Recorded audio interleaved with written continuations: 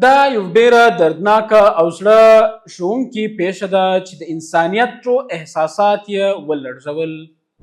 د مسافرو د مرګ دا ډول حادثه نه یوازې د کورنۍ لپاره ستر غم دی، بلکې د ټولې ټولنې لپاره یو لویه صدمه بلل کیږي.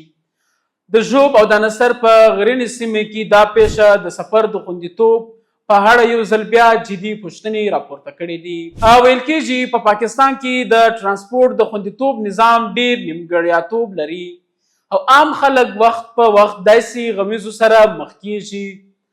د خلکو په وینا اکثره وخت د سم چیکینګ بسونو او کوچونو معاینه نه ترسره کیږي، غیر قانوني سامان او مسافر وړل کیږي او ډرایورانو د فټنس او لایسنس باقاعده څارنه هم نه پوره کیږي.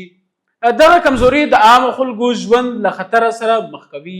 د رپورټونو له مخې د بلوچستان او خیبر پښتونخوا په سرحدي سیمې دانسر کې د مسافرو یو کوچ ژورې کندې درلودلی چې له امله یې تر اوسه 40 مسافر وژل شوي او 8 ټپیان شوي دي.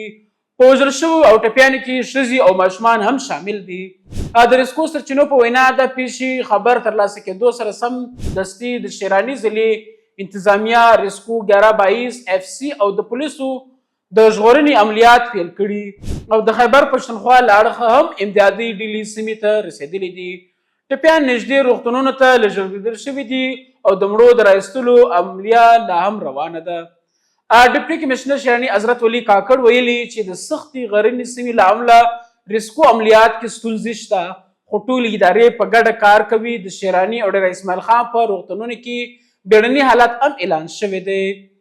په عین حال کې دا غوښتنه هم کیږي چې داسې پیښو د مخنیوي لپاره باید د ترانسپورت په نظام سخت قوانین عملي شي، د موټرو باقاعده معاینه وشي، د مسافرو او بار کنټرول یقیني شي او د ډرایورانو مکمل فټنس لایسنسونه جدي وڅارل شي څو د بېګناه خلکو ژوند خوندي شي.